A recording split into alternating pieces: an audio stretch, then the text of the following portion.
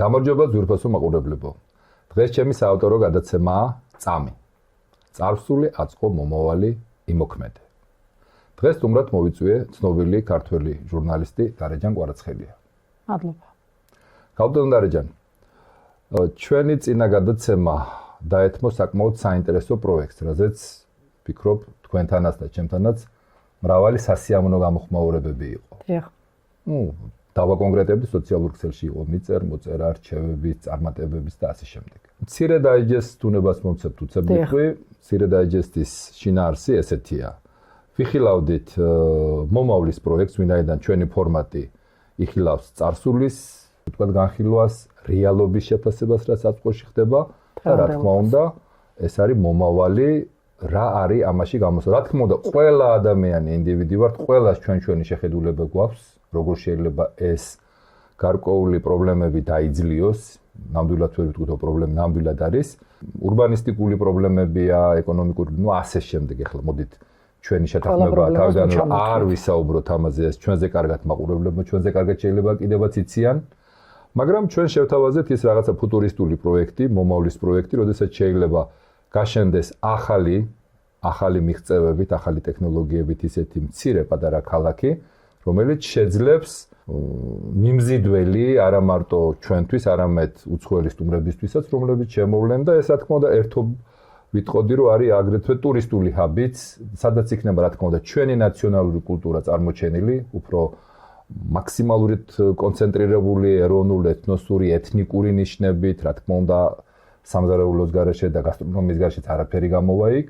აქ რა თქმა უნდა ფოლკლორის წარმოჩენაც, სუვენირების, ხატრობას, კულტურას, თეატრის და ასე შემდეგ. ალბათ ვისაც მე სურვილი გაუჩნდება, მე ვფიქრობ ეს შეუძლია ჩვენ გადაცემაში უშუალოდ იხილონ ჩვენივე სათაურით წამი, რომელშიც თქვენ ხართ წარმოდგენილი სტუმრად და მე მინდა ასეთი ამ სანამ ფარდა დაეშვებოდა ამ ჩვენი გადაცემის ესე მხატვრულად რო ვთქვათ, ერთ-ერთი მთავარი არსი, რომელითაც მე ვფიქრობ ჩვენი ქვეყანა ნამდვილად გამოირჩევა და მე ვფიქრობ ეს არის ის ერთ-ერთი ძირითადი დასაყრდენი, რასაც ქვია დედა ეკლესია. ანუ ჩვენ საუბრობთ, რომ ამ ქალაქს აუცილებლად უნდა გააჩნდეს იმ ძველი წესებით მამის საყდარი. სამლოცველო, რომელიც ალბათ ყველა გაიხსენებს და დამეთანხმება, ეს არის ტრიუმფალური თაღი, რომელშიც რა თქმა უნდა მოთავსებულია მამის საყდარი, ანუ ნებისმიერი სტუმარი, რომელიც შემოდის როგორც ქართველი, ისევე მოწვეული სტუმარი, გადის ამ მამის საყდარს და ეს ერთობ, იცით, სიმბოლურადაც წარმოაჩენს ამ ჩვენი საქართველოს 12-ვე კუთხის სანთლის დასანთებ ადგილს, სადაც აქ ერთიანდება სულიერად, რა თქმა უნდა, სულიერი გაერთიანება გარკვეულ საფეხურებს ქმნის უკვე როგორ უნდა მივიდეთ მე ფიზიკურ გაერთიანებასთანაც და შესაბამისად ჩდება ისეთი წმინდა ადგილი, მე ვიტყოდი დავესესხებოდი ქართულს ადგილის დედა.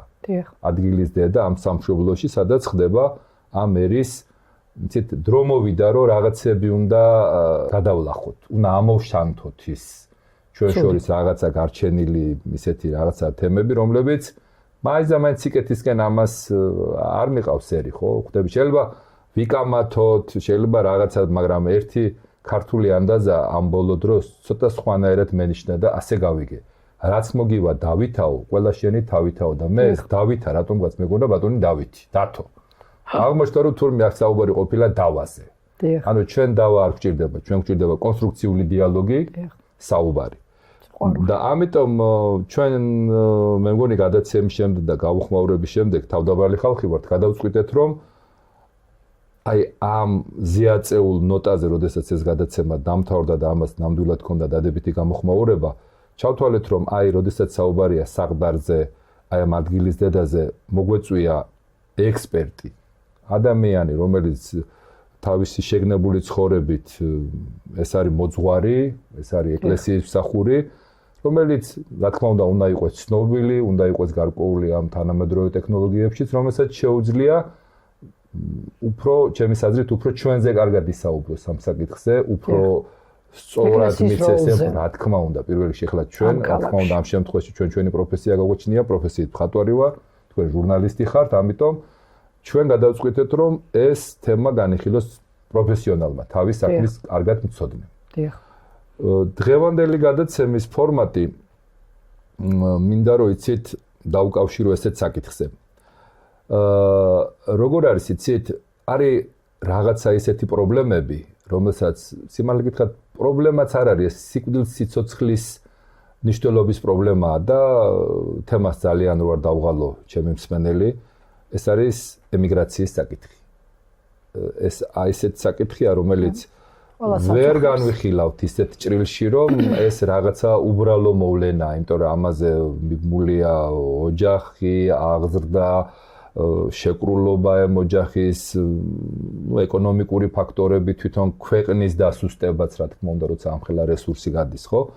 ამიტომ დღეს თქვენს და ჩემმა მაყურებელმაც რომ წინასწარ იცოდეთ, შეიძლება ჩემი დასმული კითხვები არ მოიცავდეს და არ იყოს ასოცირებული ჩემ იმ შინაგან შეგრძნებებთან, მაგრამ ვინაიდან ვერ ვიქნები, ასე ვთქვათ, ახლა სუბიექტური, მირჩევნია რომ მე ამ კითხვებს რაც მე მოვამზადე და ვიმუშავე, ხო, გარკვეულად ეს დაეკნოს სოციალურ ქსელებში იმ ცოტა არ იყოს უფრო მკაცრ შეფასებებს, მკაცრ რეაქციებს, რომლებიც მიმდინარეობს ადამიანებში და მათი მკაცრი შეფასებები ახლა ალბათ ჩვენი გადაცემის ვინაიდან ჩვენ რეალობას მწარსული ვთქვით, რომ შესაძლებელია რაღაცა კულტურა გაგვაჩნია და ამ შემდეგ და მიზეზებია, მაგრამ აწყოს შეფასება ძალიან რეალურად უნდა მოხდეს, მე ვფიქრობ, რომ სწორი აქცენტები გაკეთდეს, ხო, ესე რბილად რო ვთქვათ, აქცენტები გაკეთდეს სწორად, რამ გამოიწვია და თუ ჩვენ ამის კურნალობას ვფიქრობთ,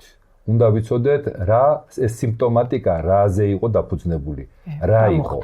ამიტომ პირველი კითხვა, რომელიც მინდა ესე ძალიან კიდევ ერთხელ ვამბობ, შეიძლება მკაცრი მოგეჩვენოთ, შეიძლება არასასიამოვნო ყურის მოსასმენად, მაგრამ უნდა ჩავთვალოთ, რომ ახლა მოტყუების რეჟიმში ვერ ვიქნები. კი ბატონო. კითხვა პირველი, ცოტა იმას გავს, ვის უნდა 20,000. პირველი კითხვა ასეთია, რატომ იწვევს სამშობლოს არსი? ამ შემთხვევაში სამშობლოს არსი, რა თქმა უნდა, არ გულისხმობ თავს, ბუნებას და ველებს, ეს ღვთისგან გვაქვს ასეთი მოძებული, ასეთი ბუნება, მაგრამ აი არსი, სახელმწიფოებრივი, ვთქვათ, სისტემური, ხო? აი ამ არსის საკუთარ შვილებთან გაუცხოებით. აი როგორ არის ახლა, შეიძლება გრამატიკულად რთული წყობაა, მაგრამ აი კითხვას მიმიხვდით, ხო, იმიტომ რომ სხვანაირად უნდა ავხსნათ, მაშინ ანუ სამშობლოს აქვს თავისი არსი მოწყობა და მას ყავს შვილები, ანუ მოქალაქეები და ამას შორის რაღაცა გაუცხოებაა თითქოს გაჩენილი. ანუ აი უფრო ვიტყვი აი რაღაც პატრიოტიზმის დეფიციტი რა, ასე რომ ვთქვათ, რბილად რომ ვთქვათ. აი რთული კითხვაა ჩემისათვის, მაგრამ თქვენი აზრი როგორც პროფესიონალის იქნებოდა ძალიან საინტერესო. მოგესალმებით, პატრიცემულო ტელემაყურებლებო, სანამ თქვენს კითხვას პასუხს გავცემ, მე მინდა მაყურებელს მადლობა გადაუხადო. ჩვენი წინა გადაცემაში ბევრ რამეზე ვისაუბრეთ, თქვენ მოგეწონათ, გამოხმაურებაც იყო პოზიტიური დადებითი.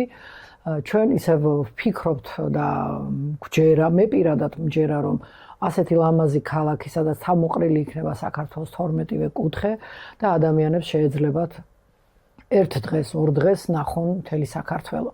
ეს საინტერესო იქნება უცხოელებისთვის, საინტერესო იქნება აქ მოცხოვრებელი ადამიანებისთვის, ჩვენთვისაც. ერთ დღეში ვერ ნახავ მთელ საქართველოს და ბოლოს როგორც ალექსანდრე ბრძანა ფარდის დაშვებამდე ჩვენ ვთქვით, რომ აი მე ვახსენე ზუგდიდი დადიანების ზეობის პერიოდში, ზუგდიდ სასულში იდგა სამლოცველო და ადამიანი როცა მოდიოდა სამეგრელოში, შედიოდა ამ სამლოცველოში და ალბათ ლოცულობდა თავისი ქვეყნისთვის, თავისი ოჯახისთვის და იმ ქალაქისთვის, სადაც ის მიდიოდა და მე სამახსოვრო სუვენირები მოქონდა იქიდან. შესანიშნავი აზრია, შესანიშნავი იდეა, ჩვენ ვესაუბრეთ რამოდენიმე მოძღვარს, მივიღეთ მათგან კურთხევა თანამშრომლობის, რომ ისინი იქნებიან ჩვენი სტუმრები და ისინი უფრო გამართულად, უფრო პროფესიონალურად, უფრო ეკლესიურად, უფრო ქრისტიანულად ისაუბრებენ ამაზე, ეკლესიის როლზე, ამ დასახლებაში, ამ ერთიანობის ცენტრში და ჩვენ ძალიან მალე გვეყოლება ერთ-ერთი მოძღვარი, ჩვენი საერთო მეგობარი ამ გადაცემაში და ის უფრო ასე ვთქვათ საინტერესოდ ისაუბრებს ამ თემაზე და მანამდე თუ თქვენ გაგიჩნდებათ კითხვა გამოგვიგზავნეთ და ჩვენ სიამოვნებით დავუსვათ ჩვენ სტუმარს ამ კითხვას. რაც შეეხება შენს კითხვას გაუცხოება სამშობლოსა და ადამიანებს შორის, მის შვილებს შორის. მიზეზი ბევრია, ალბათ ერთ-ერთი სოციალური, ოჯახური, სიდუხჭირე და თავის არა რეალიზება. ისწავლა, განათლება მიიღო, მაგრამ თქვათ ვერ დასაქმდა, ვერ მოეწყო ისე, როგორც მას უნდოდა და რატომღაც ეს უცხოეთში გამგზავრება, რომანტიზმს უკავშირდება, იქ უკეთესია, სადაც ჩვენ არ ვართ ყველგან კარგია, როგორც ამბობენ, როგორც იტყვიან, მაგრამ ქართველისთვის გაუცხოება მე ვერ წარმომიდგენია როგორი რა არის. იმიტომ რომ ქართველს სულ უყვარს საქართველოს, სულ უყვარს თავისი სამშობლო, მე ქართველებზე ვამბობ, თორე აქ მაცხოვრებლებს ყველას უყვარს საქართველო, ჩვენ ისეთი ქვეყანა გვაქვს და ისეთი ლამაზი და ისეთი თბილი და ტკბილი და ერთ-ერთი უძველესი, მაგრამ არა ბებერი სამშობლო და კიდევ ერთხელ ვიტყვი, რომ ქართველებს სიშორე არ აშინებთ. გაუცხოება არ არის, ეს უბრალოდ არის დროებითი, ასე ვთქვათ, მდგომარეობა, რომ ადამიანი მიდის, რომ ცხოვრების პირობები გაიუმჯობესოს, ეს ოჯახის უფროსია, ოჯახის დიასახლისია, თუ ოჯახის წევრია, შვილია, ბიჭია, გოგოა, არა აქვს მნიშვნელობა. და მე მჯერა რომ ისინი ვინც არიან წასულები, ხა ვერ ვიტყვი რომ ვინც ამუდამოდ თქვა გადასახლა უცხოეთში და არ ფიქრობ საქართველოში დაბრუნებაზე, მაგრამ ადამიანების ნაწილი, რომელიც დღეს ემიგრაციაშია, მე მჯერა რომ თუ აქ სიტუაცია შეიცვლება, სიტუაციის შეცვლა რას გულისხმობ. უკეთესი პირობები იქნება ცხოვრების, სამსახურის, არსებობის, განათლების, უსაფრთხოების მე მჯერა რომ ისინი დაბრუნდებიან და თავიანთი იმ განათლებას რაც იქ მიიღეს. ვისმენ ამას და ძალიან მომწონს. მე მომწონს, მაგრამ მე კი ბატონო? ბუგაცრავად დავასრულებ და იმ თავიანთ გამოცდილებას და იმ თანხას, მოდი ესეც ვთქვათ, აქ გამოიყენებენ თავიანთი ოჯახისთვის და თავიანთი ქვეყნისთვის. აი ბატონო. მოდით ამ კითხვა მეგონა რომ ცოტა უფრო შოკის ეფექტი უნდა ქონა, იმდენად კარგად და იმდენად ლამაზად ჩამოვაყალიბეთ, რომ ნება მებოძეთ მეორე კითხვით კიდევ უფრო დავამძიმო იქნებ რამენაირად რაღაცა წამოგაცდენინოთ. კი ბატონო, სათვართ. ნახეთ, ხშირად ესეთი ალეგორიაა, როდესაც ლაპარაკობენ აისბერგზე. ნუ აისბერგის ალეგორია ალბათ ის არის, რომ აისბერგს უჩანს რაღაცა მწვერვალის პატარა ნაწილი, ეს არის რაღაცა გარკვეული პრობლემის ნაწილი, მაგრამ აისბერგის ალბათ ალეგორიის მთავარი დედაარსი იმაშია, როდესაც არ ჩანს. ანუ წყალში იმდენია რომ შეიძლება ეს მიათედი არ იყოს, რაც ქვევით არის. ხო, მოდით მე ესე როგორც მხატვარმა ესე დავინახე და აი დაუშვათ გრაფიკაშიც ესე წარმოვიდგინე, რომ ფიზიკური გადაადგილება არის სტატისტიკა და რიცხვები. კი ბატონო. ეს არის მოსახლეობის აი ეს რაოდენობა აი ამ წელს, აი ამ სტატისტიკა, მე სტატისტიკის შედარება ხდება აი ვინ ან რა დროს რამდენი რაოდენობა გავიდა და ნუ ეს არის ცოტა მშრალი სტატისტიკა. კი ბატონო. მაგრამ რა თქმა უნდა ეს აისბერგის წვერი. და მოდით ახლა შევხედოთ აისბერგის იმ ძირითად მასას, რაზეც არის ეს საწყო. ეს არის გაუცხოება, ემოციური კავშირის გაწყვეტა იმ გარემოსთან, რომელმაც ის უბრალოდ გაუშვა. კი, ესაც ცოტა გრამატიკულად შეიძლება ესე უცებ მეტად გასაშლელია, მაგრამ ნუ ვინაიდან ძალიან ჭკვიანი ჟურნალისტი ხართ, თემას მიმიხვდით. ნახეთ, სისტემას აქვს, სისტემამ ხანდახან მე ვფიქრობ, რომ სისტემაც ხო არ არის, ეხლა ჩვენ შეიძლება დავაბრალოთ, მაგრამ სისტემაც ხო არ უნდა იყოს მოტივირებული, რომ აი ეს მისი სისხლი და ხორცი, მისი მოქალაქე უნდა დაიცვას. არ უნდა, რა თქმა უნდა, ეხლა არ გაუშვას, ცოტა იმპერატივია, მე მიხდით, როგორ არ გაუშვას. მაშინ უნდა მიცე ის, რომ არ წავიდეს, ხო? აქ ისე უნდა მოაწყოს, რომ არ გაუშვას. ნახეთ, ეხლა მე ამ კითხვის უფრო აი ეს მოსამზადებელი ტრამპლინმა გამიჩნია ისეთ კლუბად. ხშირად ჩვენ ვსვავთ კითხვას, სად? დიახ. თუმცა მთავარი კითხვა არის რატომ? კი, ჩვენ გეოგრაფიულად ვიხილავთ ამ სტატისტიკას, მაგრამ აი რატო შედგა ამ რიცხვების ესეთი უნისონი სტატისტიკის ეს რატომ? ანუ რა გაიძულებს სულიერად მოვშორდეთ ამ საწყის? საწყის რა თქმა უნდა მე ამას შემთხვევაში სამშობლოს საშვობს ქართველებს კარგად ვაქვთ ის საშვობი ადგილი, სადაც ვიშობით. ანუ ჩვენი ხესაც აქვს თავისი ადგილი, რომ აი ესე ამოვაზრობ და სხვაგან გადარგო, შეიძლება არ გაიხაროს და გახმეს. მაგრამ ამ ნუ ადამიანმა რა ქნეს.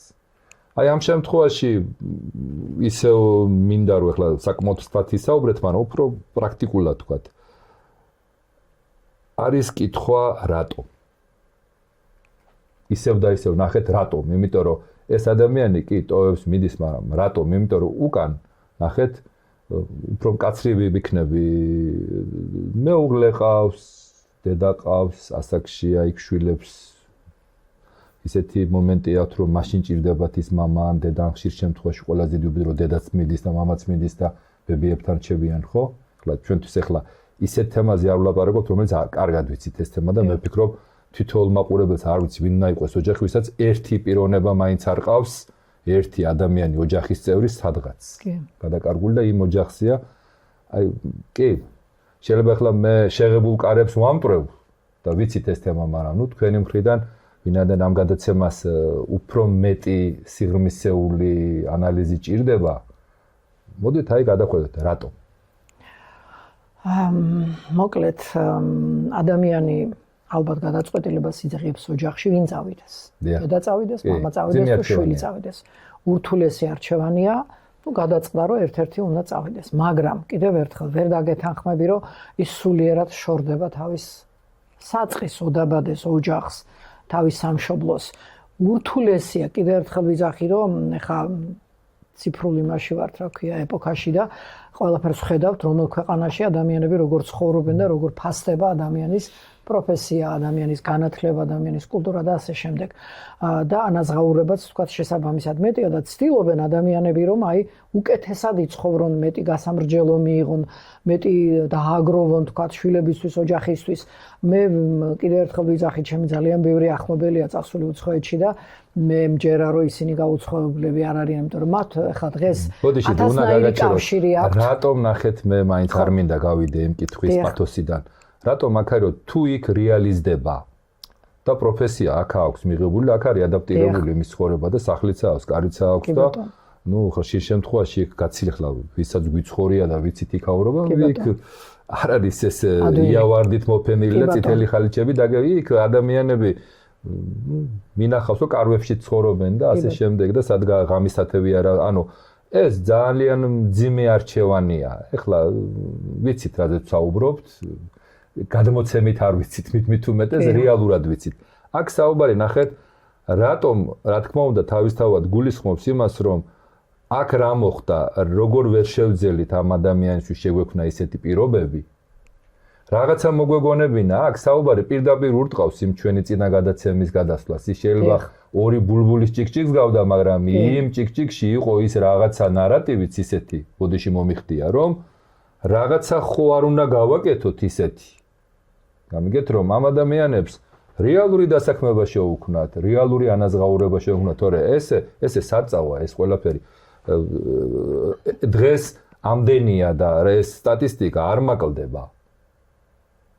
დინამიკას ინარჩუნებს. გასაგებია, შეიძლება მატულობს კიდევაც წასულთა რაოდენობა, მაგრამ კიდევ ერთხელ რატომ წავიდა? კიდევ ერთხელ პასუხობ. ბატონო ალექსანდრე თქვენს კითხვაზე, ალბათ მაყურებლის კითხვასაც, წავიდა იმიტომ, რომ უნდა ცხოვრების პირობების გაუმჯობესება. აქ ვერ მოახდინა საკუთარი თავის რეალიზაცია. ვინ არის დამნაშავე? მე პირველ რიგში ვიტყვი, რომ ოჯახმა არ უნდა გაუშვას და აქაც შეიძლება მოიძებნოს სამსახური, აქაც შეიძლება დასაქმდეს ადამიანი, შეიძლება ისეთი მაღალი ანაზღაურებით არა, მაგრამ ყოველ შემთხვევაში უცხო გარემოში წასვლას და თქვენ კარგად თქვით, რომ იქ იავარდით მოფენილი ცოტას ხდება, ცოტას ხდება და იქ ფსიქიკური მომენტებიც არის, თან ძალიან ცოტას და მე აი მჯერა რომ თქვათ, როცა გაკეთდება ანალიზი და შედარება, თქვათ, მოდი ასე ვთქვათ, 2026 წელია. აი 2000 წლიდან ძირითადად დაიწყო, მაშინ დაიწყო თქვათ მიგრაცია საქართველოსდან, ადამიანებმა გადაწყვიტეს ასულიყვნენ უცხოეთში, ხო? აი სახელმწიფო ხელისუფლება, მართველი პარტია ალბათ დაფიქრდება, გააკეთებს ანალიზა, რატომ მიდის ეს ხალხი, რა პროფესიის ადამიანები მიდიან. რა ასაკის ადამიანები მიდიან, ქალები მიდიან, კაცები მიდიან და იზრუნებს იმაზე, რომ გავიგე, წავიდა, მაგრამ აქ უნდა გაკეთდეს ყველაფერი, აქ უნდა დამაგრდეს ის ადამიანი, რომ თავის ფესვებს არ მოშორდეს, თავის ოჯახს არ მოშორდეს. მე მესმის, აი მე ერთი მაგალითი შემიძლია ვთქვა, ზუგდიდიდან წავიდნენ ძირითადად ქალები და დარჩნენ ბავშვები მარტო, ბიჭები, გოგოებიც და ზრდიდნენ მამები, ან თქვათ ბებიები და ბაბუები და ეხა ის მამებიც იქიდან გამოგზავნენ ფულს როგორ ხარჯავენ, ესეც ყველა მიცის, მე შეურაცხყოფას არავის არ ვაყენებ და ალბათ თვითონ იმათაც ვინც არიან წასულები უნდა მოიფიქრონ, დაბრუნდნენ. გადაწყვეტილება თვითონ უნდა მიიღონ, მაგრამ აი აქაც უნდა დავახვედროთ ისეთი გარემო და ერთმა ახლობელმა თქვა, რომ აი ძალიან ბევრი ებრაელი წავიდა საქართველოსდან, მაგრამ უთქვიათ, რომ ბრძანებიათ, რომ თუ იქ სიტუაცია ისე იქნება, ჩვენ სიამოვნებით დაბრუნდებით საქართველოში, იმიტომ რომ თქვათ არა ქართველს უყვარს საქართველოს და ქართველს როგორ არ უყვარს, არის შეიძლება რაღაცა პერიოდი გაუცხოების მომენტი, მაგრამ ჩვენ ისინი ისე უნდა დავიბრუნოთ და აი ეს შეცვლილი მენტალობაც აქვს, ზოგიერთს ბრუნდება, ფსიქოლოგიურადაც შეცვლილები არიან, სხვა გარემოში იცხოვრეს 10-15 წელი და რა თქმა უნდა რაღაცით შეიცვალენ და ჩვენ აქ ცოტა დრო მინდა დავზოგო, იმიტომ კიდე მაქვს ბევრი კითხვები. ნახეთ, არსებობს ესეთი, როდესაც აი ამ გადაცემას ვამზადებდი, მე თვითონაც უნდა გამეკეთებინა რაღაცა ჩემთვის დასკვნები. და ერთ-ერთი კითხვა ესეთი გამიჩნდა, რომ არის დიაგნოზი, არის დედის პარადოქსია. ეს პარადოქსი ვიცით არსი, რომ რაღაც ორი საკითხი დგება და პარადოქსალური კითხვა იბადება, თუ ეს 100-ია, ეს როგორ არის. ანუ პირველი პარადოქსი, ეს არის იდეალი. ეს არის მიმღებლობა და დაცულება. ახლა დედა-შვილს შორის ვიცით, რომ არის უპირობო სიყვარული. ეს აღიარებული ფენომენია. და ამ შემთხვევაში დედა მოდით ისევ დავარქვათ ჩვენი სამშობლო, ჩვენი ქვეყანა, მშობელი დედა, რომელიცაც აქვს ერთ-ერთი ყველაზე მთავარი ფენომენი ალბათ მსოფლიოს ყველა ქვეყანას, როდესაც სამშობლო არის თავისი მოქალაქის დამცველი. აქვს ზუსტად ამ მის კონსტიტუციაზეა აგებული, რომ მიმღებლობა და მას უპირატესობას ანიჭებს და უვლის და იცავს და ასე შემდეგ. ნამდვილად აი დედის ანალოგია, როგორც დედა იცავს თავის შვილს, მაგრამ ახლა მე პარადოქსულ საკითხსაც ვხედავ. პარადოქსი რა გითხრათ, ალბათ უფრო რეალობა, რასაც ესე აღიქვავს ჩემი ხშირ შემთხვევაში ბევრი ჩემი ნაცნო მეგობარი, არის მაღალი სოციალური წნეხი და ეკონომიკური დაუცველობა. მოდით აი სასწორზე, ამ თემიდან სასწორზე დავდოთ ერთხელ ეს არის სიკეთე, რომელიც ავტომატურ რეჟიმში უნდა მუშაობდეს როგორც დედისგან, ანუ ეს არის მისი ფენომენი, მაგრამ ეხლა რეალისტები ვართ, ეხლა ჩვენ დედას აქ ვირტუალურ ასპექტში შეიძლება ვსაუბროთ, მაგრამ ცოტა ისე ვიტყვი, რომელსაც ალბათ თქვენ გამიგებთ და ჩემი მაყურებელს, ანუ კანონია ადამიანისთვის, თუ ადამიანი არის კანონისთვის. აი, ხო ხდებით? რომელია პრიორიტეტი? მე უფრო მგონია, რომ ამ ადამიანების დასაცავად არის შექმნილი ეს კანონები, რომ ეს არის ამ ქვეყნის მთავარი რესურსი, მოსახლეობა და ადამიანს არ არის დემაგოგიური ნარატივი, ეს არის რეალობა. მაგრამ აქ არის რაღაცა ახლა მე ოპონირებულას კი არ ვატარებ. ეს ის რეალობა, რომელსაც თვითონ გაუცხოვება, აქ არ არის პოლიტიკური რაღაცა ელიტასა და პროლეტარიატს შორის არა.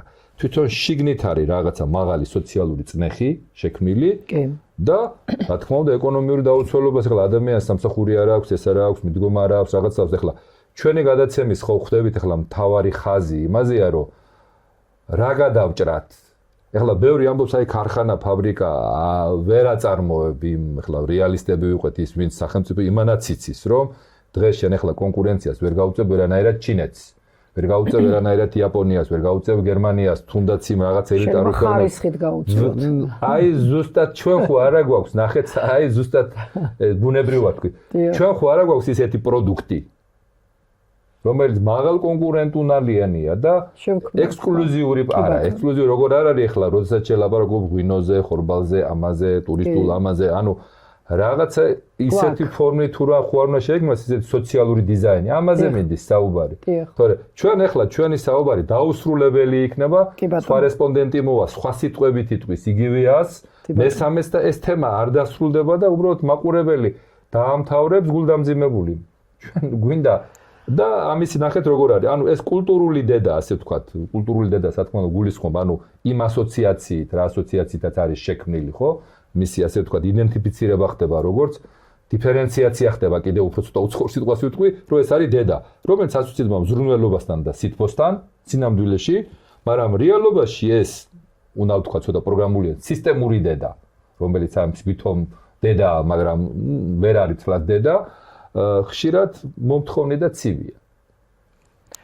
მოდი ასე გიპასუხებ ცოტა შორიდან მოუვლი, საქართველოს უამრავი ქარტეხილები გამოიარა.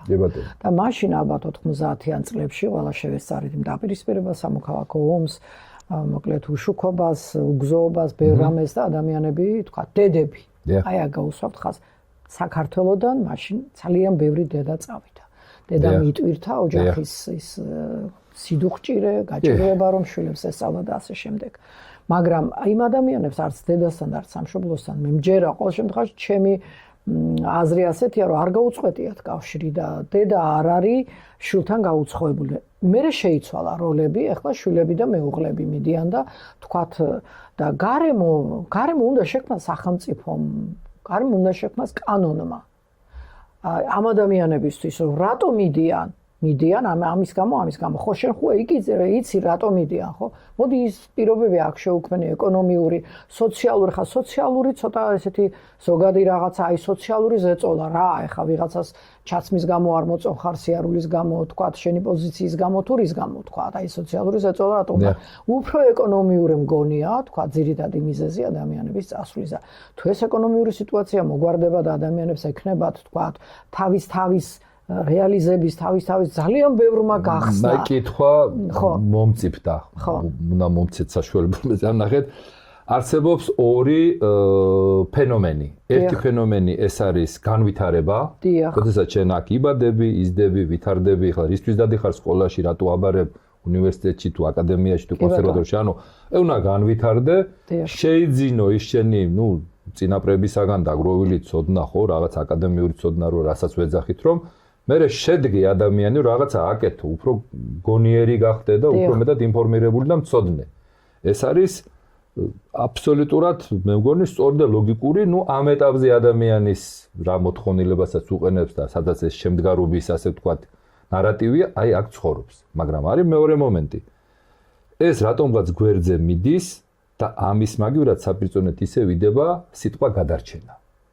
აქ არ არის საუბარი, აქ ეს კომფორტია, ეს კომფორტის ზონაა, რომ შენ რაღაც ეს ძალიან მცირე და დიდარი ოჯახის შვილების ასე ვთქვათ პროდუქტია. და ანარჩენი ძირითადად იმასა, რომელსაც გადარჩენი, ახლა იმასთან, ახლა მე ხშირად მიწევს ხო ადამიანებს შეხვედრა გაცნობა საუბარი, ხო? იმისთვის ეს დიაპაზონში არ არის, ვერ ჯდება. იქ არის ყოველდღიური ფულის შოვნა, რომ აი მეორე დღეს კიდევ რაღაცა მშიერი არ დარჩეს, ხო? ამიტომ ვამბობ, რომ ახლა დღეს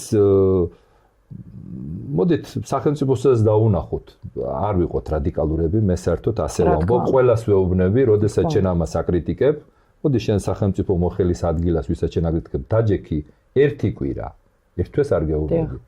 და იმ ერთ კვირაში უკეთესი გააკეთე და თუ ოპონირება გინდა, მაშინ უნდა შეთავაზო. მაშინ იცი რა არის, ახლა შენ გაბუტულის პოზიციაში კუთხეში დგეხარ და მარტო აგრესიული ხარ, ხო და არ მიყვარს სამწკრივო ტოქსიკური ხარ მარტო შენი ურთიერთობით.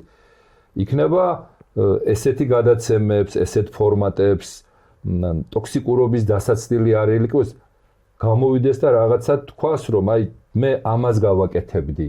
მაგრამ ახლა გავაკეთებდი სიტყვით არა, ცოტა პრაგმატულად, აი როგორ უნდა გაკეთდეს ახლა.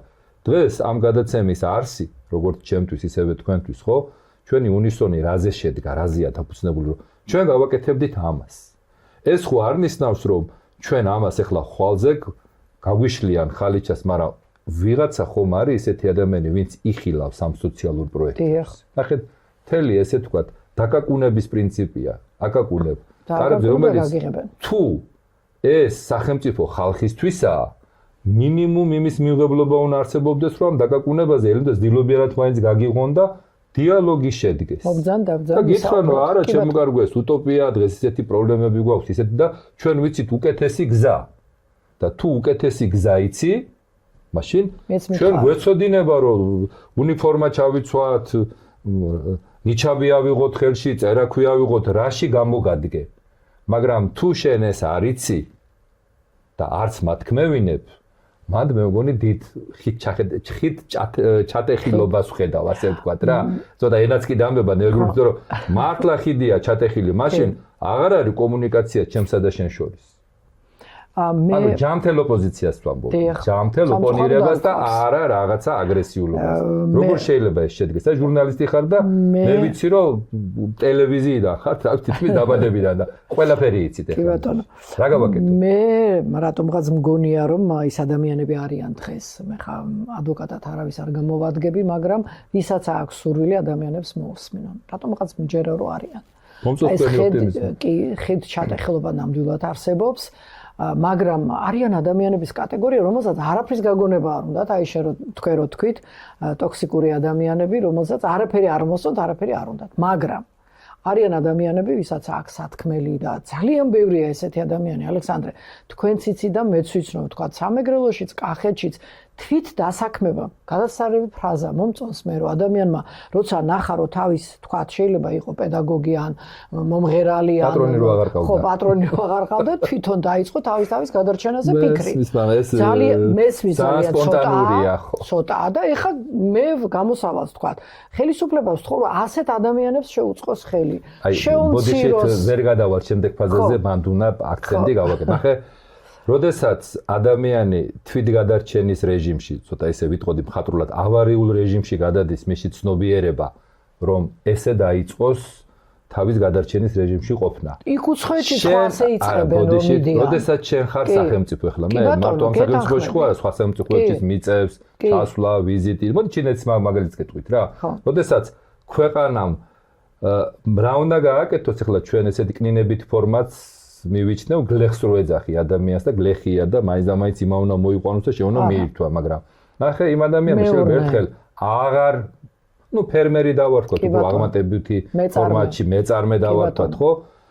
იმ ადამიანს ხო არ უნდა თუ შენ სახელმწიფო აყენებს შენ პოზიციას ესე, რომ იცით რა, დღეხლა კაპიტალიზმია და ეს კაპიტალიზმი შეიძლება ველური კაპიტალი რაც გინდა ის აკეთე და მე გადასახადი გადამიხადე, მაშინ ვერ ხვდები შერასაკეთებ. კი ბატონო. შენ თუ არა ხარ მექანიზმი, რომელიც აი ამ პროცესების მარეგულირებელი არ ახარ. როგორ მოიწიოს, რა ზია მოთხოვნა, როგორ უნდა გაყიდოს, რა დიალოგი ხო უნდა შედგეს ამ ადამიანს. ეს ადამიანი თვითდინების რეჟიმშია?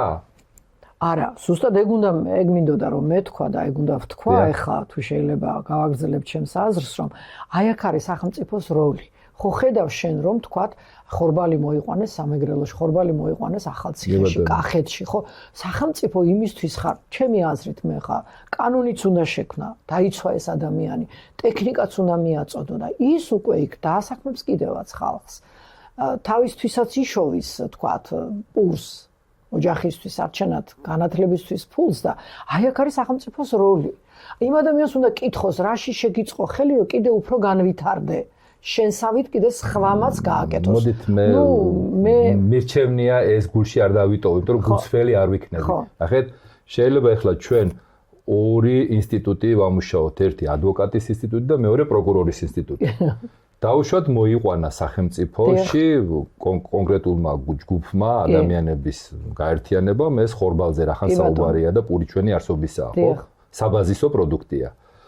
და ამ ადამიანებმა მოიყვანეს ეს და აქვს გარკვეული ღირებულება. პირობითად ვამბობ ერთი ლარი.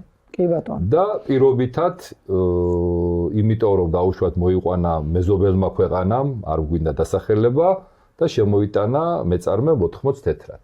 დიახ. და 20 ხლავი. დიდი შეღავათია მით უმეტეს ესეთ საბაზო პროდუქტში.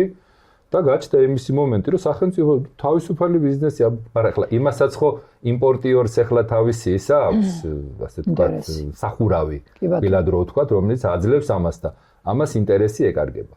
მაგრამ რო შეხედო სოციალურად, ნახეთ როგორი პარადოქსია აქაც.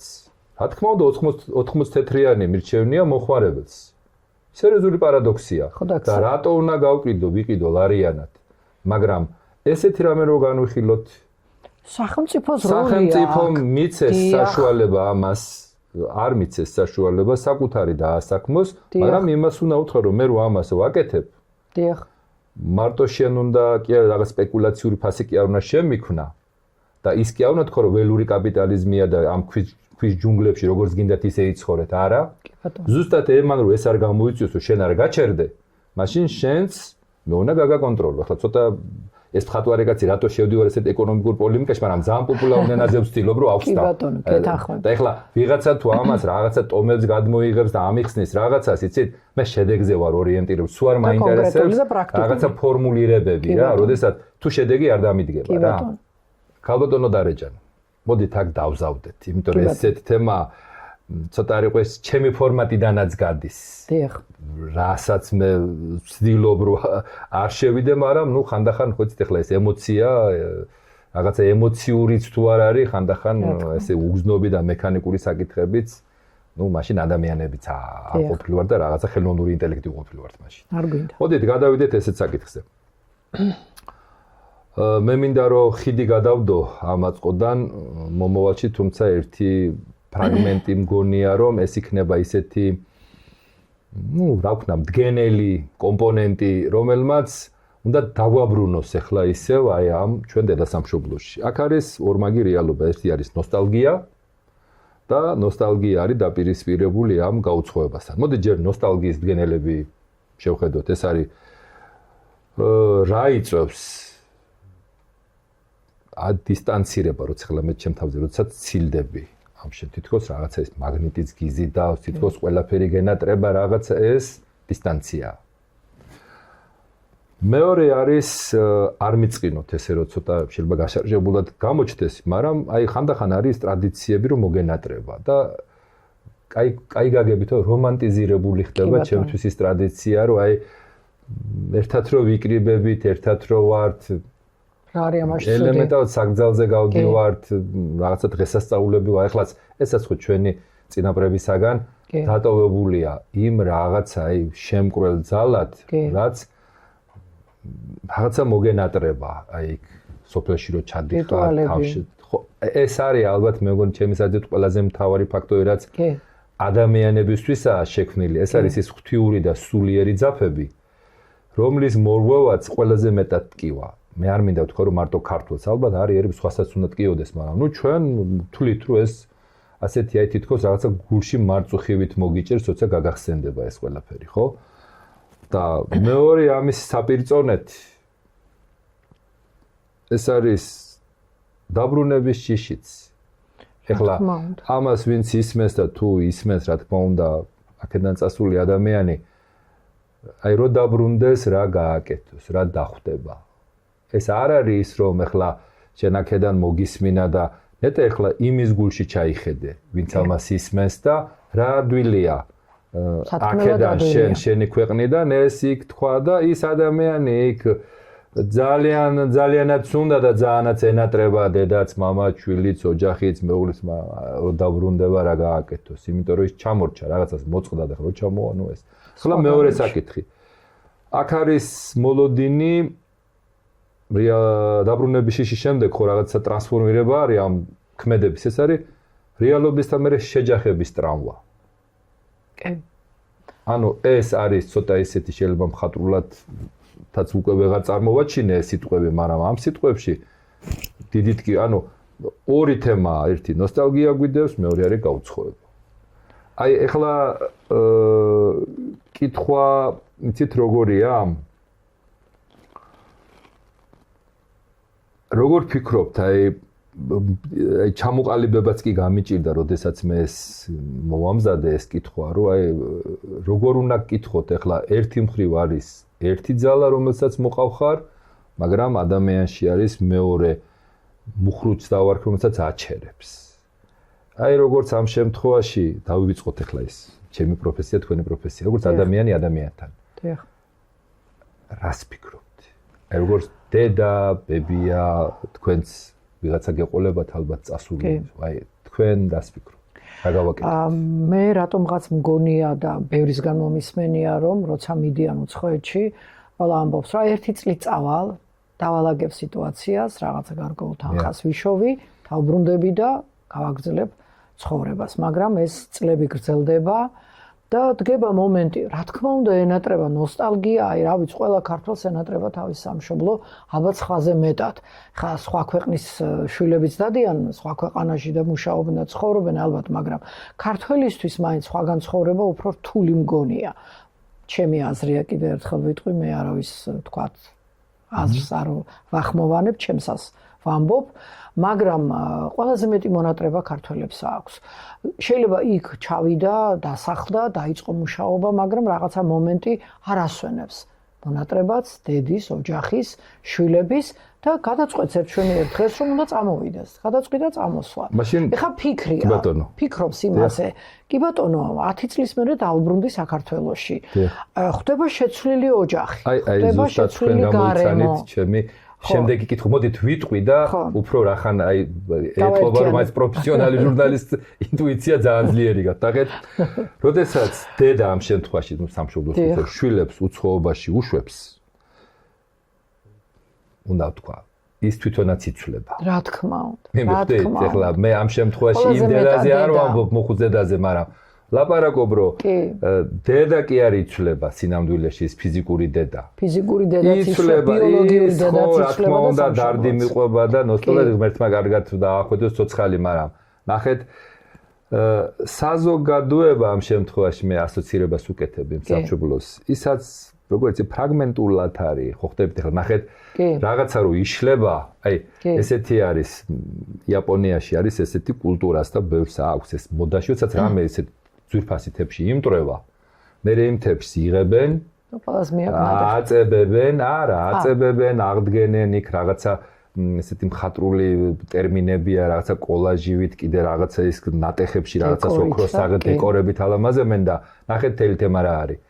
ამ თებს მერე კიდევენ კედელზე, როგორც ხელოვნების იმაში, რომ აი გატყდა, მაგრამ მეორე სიცოცხლე მიცეს, მაგრამ ეხლა გულახილად გეტყვით, თქვენ იმაში წინაშე ჩაასხავთ. არა. არა. ვერ ხო ვეღარ ჩავასხავთ. ნახეთ, ის არის უბრალოდ დეკორაცია. ხო, იმას ის ფაზები აქვს იმ ბავშვს, როცა იბაშინ უნდა დედა.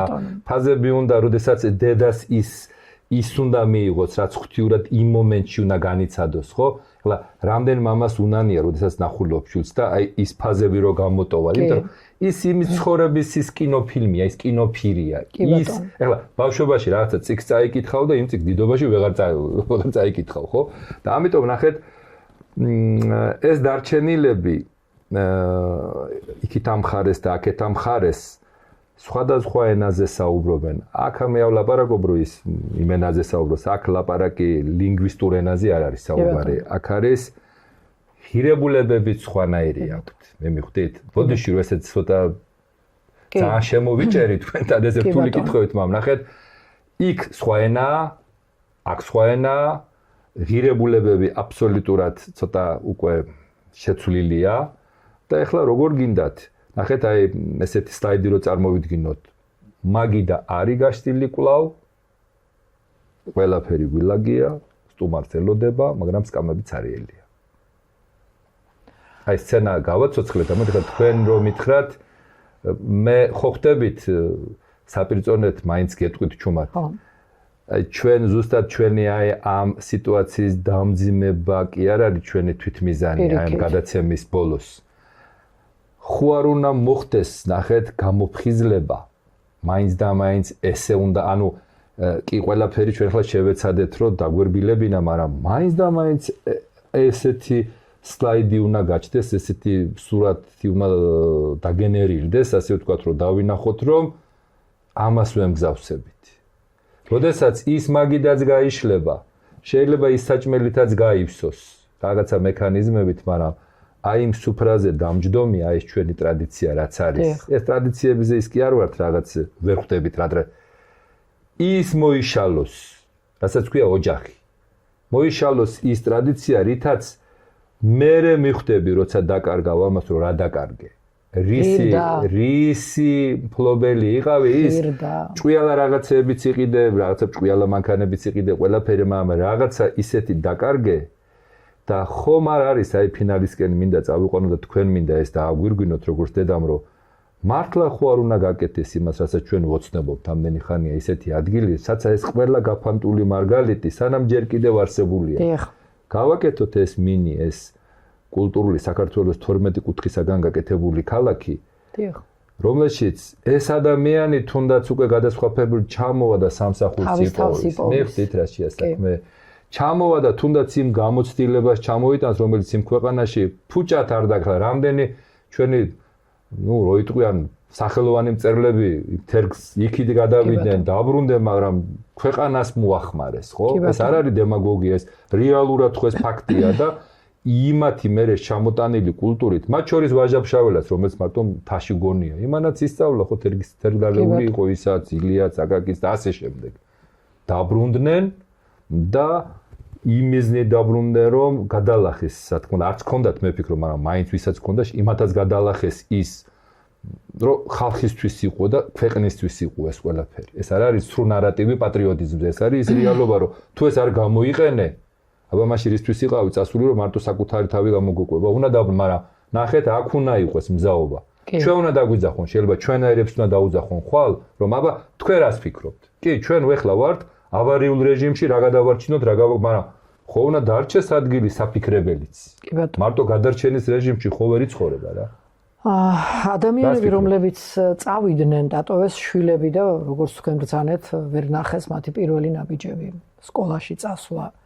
მაგრამ რატომღაც მჯერა, რომ აი ეს ადამიანები, თქვათ, წლების მერე დაბრუნდებიან, ნახავენ თავიანთი შვილიშვილების პირველ ნაბიჯებს, სკოლაშიც წაიყვანენ. რა თქმა უნდა, ორივე მხარეს აქ ალბათ რაღაცა დასათმობი და რაღაცა ნაბიჯები გადასადგმელი ერთმანეთისკენ, რომ რა თქმა უნდა, გაუცხოება 10 წლის მერე საქართველოს სხვანაირია. 15 წლის მერე საქართველოს სხვანაირად და ის იქ, სადაც ვთქვათ, არა აქვს მნიშვნელობა რომელ ქვეყანაში ცხოვრობდა, შეიცვალა მენტალურადაც, ფსიქოლოგიურადაც, პიროვნულადაც ასაკი მოემატა, სიბერისკენ წავიდა თუ რა ვიცი, რაც გინდა ის დავარქვათ, უკვე ის სხვანაირად აანალიზებს, სხვანაირად უყურებს. რა თქმა უნდა, აქ არის უდიდესი როლი სახელმწიფოსი, რომ იქიდან დაბრუნებულ ადამიანებს ჩვენ აქ რას ვახვედრებთ. როგორ მოვეფერებით, აბსტრაგირებულად რო არის უკვე სახელმწიფოსი ხშირად მესმის არ გამიბრაზდეთ რა. არა, არ გიბრაზდებით, როგორ უნდა მოხდეს, აი მაგალითად სახელმწიფოსი ხო არის, აი როდის უნდა დაიგეგმოს შეხვედრა, აი დაუშვათ ეხლა ჩემმა მაყურებელმა ამ ყველაფერს უყურა. მაპატიეთ, ცოტა ემოციებში გადავდივარ და დარჩა ბოდიში კრება მხიარული. არ დარჩა კრება მხიარული. ხო უნდა თქვა ჩემმა მაყურებელო რომ მოდი რაღაცა დავგეგმოთ ეს. მოგახსენებთ. ეხლა საქართველოში არის 74 თუ 75 რაიონი და რაიონის ხელმძღვანელმა თქვათ გააკეთოს თუნდაც სტატისტიკა, რამდენი ადამიანი დაბრუნდა. მოახსენო ზემდგომს, რომ აი ჩემს რაიონში დაბრუნდა 5 ადამიანი და მას აქვს სურვილი ამის გაკეთების. ამაში ჭირდება ხელშეწყობა. რა იქნება და ის რაზეც თქვენ ამბობთ, რაზეც ჩვენ ვისაუბრეთ წინა გადაცემაში, რომ ეს ერთიანობის კუნძული შეიქმნას თბილისთან ახლოს, თუ ის სიტყვაზე საგარეჯოში იცხოვრებს თუ ჩხოროწყუში იცხოვრებს, აქ აი ამ ოაზის, მე ასე დავარქმევდი, მოაწოდებს იქიდან თავის პროდუქტს, ღვინოს, ხორბალს, რა ვიცი, ყველს, საქონლის ხორცს, ქათმის ხორცს, რაღაცას და მასაც ექნება იქ, თქვათ, მე აქედან რომ გაიგებს, აი ვინ გამომიგზავნა, კონკრეტულად თუ თქვათ, ვინ გამომიგზავნა, ეს კარგი ღვინო. ჩვენ ვეთყვით, რომ გამოაგზავნეს კახეთიდან, წავა იქ კახეთში და იქაურობასაც გაეცრობა ის ადამიანი და აი ამ როლს კიდევ ერთხელ ვიძახი, რომ ყველას ერთად შეგვიძლია იმ დაბრუნებული ადამიანების გულში ჩახუტება და მოფერება და თქმა იმისი, რომ რამდენი ხანია დაბრუნდი, როგორ გელოდებოდი და თქვენ გელოდებათ საქართველოს, თქვენი ოჯახები, თქვენი კუთხეები, თქვენი სამშობლო. მე მჯერა, რომ აი ეს თქვა ჩვენი ნათქვამი არ დარჩება ფუჭად ნათქვამად, ხმად მღაღადებლისა შინა, როგორც იტყვიან, თუ სწორად ვთქვი და თუ შემეშალა მაპატიეთ, უდაბნოსა შინა. მაგრამ ერთი რამის გჯეროდეთ, რომ თქვენ საქართველოს გიყვართ, თქვენც უყვარხართ საქართველოს და სამშობლოს და მე მჯერა, რომ ეს ორმაგის სიყვარული უფრო გაძლიერდება, როცა თქვენ დაბრუნდებით საქართველოში. ძვირფასო ტელემაყურებლებო, მადლობას მოგახსენებთ ყურადღებისთვის. ჩვენ ბევრ საკითხზე ვისაუბრეთ, ალბათ ზოგში დავეთანხმე ალექსანდრე, ზოგში ვერ დავეთანხმე, მაგრამ ჩვენ მეგობრებად ვრჩებით. მადლობას მოგახსენებთ ყურადღებისთვის და კიდევ ერთხელ გეტყვით, რომ ნებისმიერ საკითხზე, ნებისმიერ თემაზე, რაზეც თქვენ გინდა მოისმინოთ პროფესიონალის აზრი, ჩვენ მზად ვართ ის ადამიანები მოვიწვიოთ და მე მჯერა, რომ თქვენ აუცილებლად დაბრუნდებით ემიგრანტებზე მაქვს ახლა საუბარი და თქვენ გიყვართ საქართველოს და მე ვიცი და მჯერა, რომ საქართველოსაც უყვარხართ თქვენ და ეს ერთმანეთის სიყვარული უფრო გაგაძლიერებთ, როცა თქვენ დაბრუნდებით და აი თემას დაუბრუნდები, აი ეს ერთიანობის კუნძული, რომელზეც ჩვენ ვფიქრობთ, რომ უნდა გაკეთდეს და აშენდეს და ეს იქნება ყველასთვის ძალიან საინტერესო და აუცილებელი და კიდევ ერთხელ ვიტყვი სახელმწიფოს როლს ვხედავ აქ მე მოჭარბებულად და მჯერა, რომ ადამიანები დაინტერესდებიან და დაგვიდგებიან გვერდში, რომ ეს ჩვენი წინაპრების, ჩვენი თაობის ადამიანების ოცნება აღსრულდეს. მადლობას მოგახსენებთ ყურადღებისთვის, კარგად ძანდებოდეთ. მშვიდობიან საღამოს გისურვებთ. გულწრფელ მადლობას გიხდით, ქალბატონო დარეჯან. ძალიან სასიამოვნო სტუმარი ხართ ყოველთვის და ამით მინდა ესეთ ოპტიმისტურ ნოტაზე დავამთავრო ჩვენი გადაცემა. გისურვებთ ხალხო მშვიდობას, ბედნიერებას, ჯანმრთელობას. მომავალ შეხვედრამდე. მომავალ შეხვედრამდე.